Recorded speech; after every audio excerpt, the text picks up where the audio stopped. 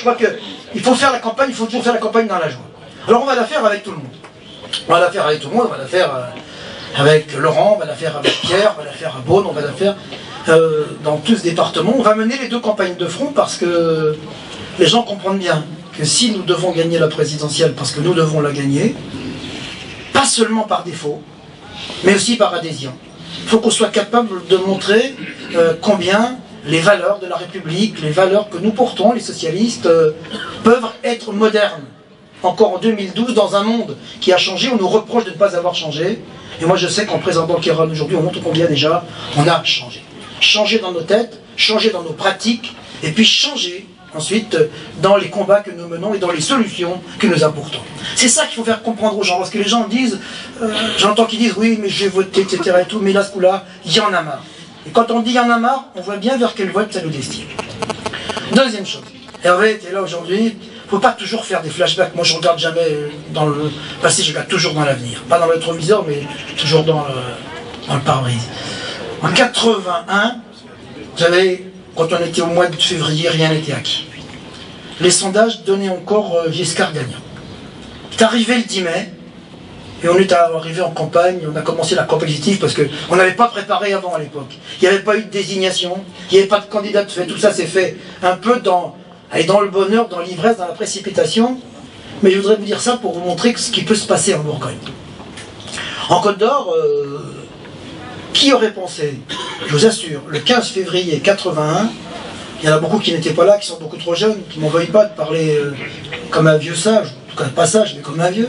Alors, mais en 81, qui aurait pensé, Hervé, qui aurait pensé qu'en Côte d'Or, Robert Poujade irait au tapis, que Berger, docteur Berger, qui était comme le sage de la Bourgogne, président des affaires sociales de l'Assemblée, etc., conseil général, perdrait. On disait que c'était imperdable. Que Jean-Philippe Leca perdrait la circonscription de Beaune, porte-parole du gouvernement.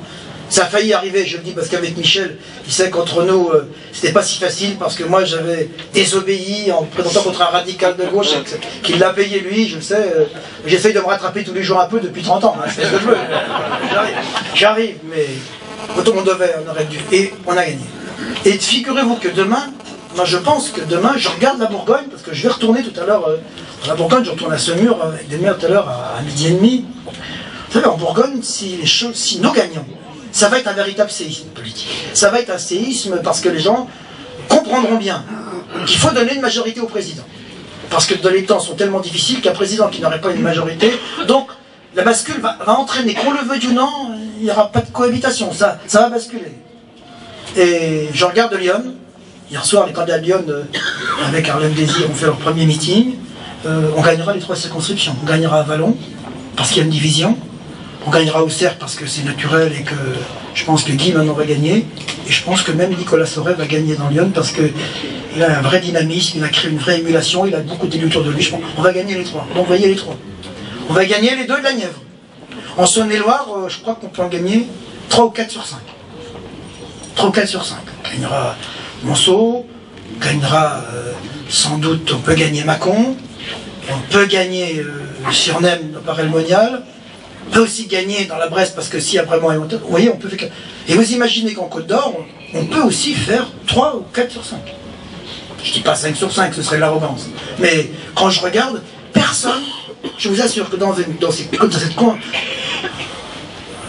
contexte-là, personne n'est à l'abri d'une défaite pour la majorité sortante.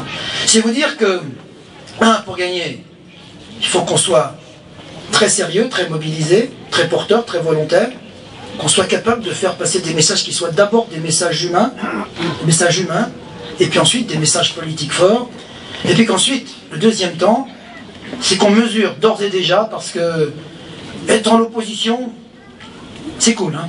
On peut dire, faire, on a connu l'opposition, on a connu la magistrature, j'ai d'ailleurs fait 32 ans d'opposition au Conseil général de Côte d'Or, ça m'a beaucoup marqué, vous savez, hein, 3 ans majoritaire, 32 ans minoritaire, c'est difficile.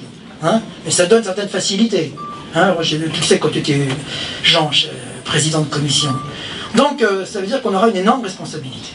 Ça veut dire que d'ores et déjà aujourd'hui, il faut penser qu'on sera heureux, que c'est sûr, on défilera, on se rencontrera, on part un coup, on se embrassera, mais que le lendemain matin, les difficultés vont commencer. Et c'est à ça qu'il faut se préparer. C'est pour ça qu'il faut qu'on ait un programme bien prêt. Il faut qu'on ait les premiers 100 jours, qu'on ne rate pas les premiers 100 jours. Hein, parce qu'après, moi je ne voudrais pas qu'on remonte les Champs-Élysées le 20 mai, le 10 mai, qu'on soit au Panthéon le 20 juin, et puis qu'après on soit aux abris à la Toussaint.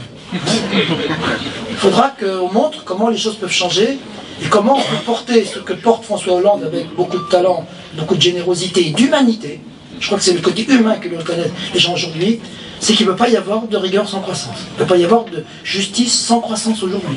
Parce que comme personne ne parle beaucoup du pouvoir d'achat aujourd'hui, problème du chômage dans la campagne, c'est-à-dire que nous pouvons résoudre ces problèmes que si nous créons de la croissance. Ça veut dire un effort de chacun, mais un effort qui soit partagé, accepté par tous et mobilisé. Alors voilà, je t'ai donné la feuille de route.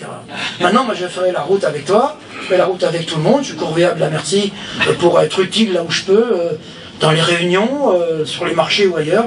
Je ferai cette campagne-là avec beaucoup de bonheur, en me disant qu'enfin, peut-être, je vais revivre ce que nous avons vécu ensemble, garder avec beaucoup de bonheur, et qui laisse, malgré tout, qu'on le veuille ou non, dans l'esprit des Français, une certaine nostalgie.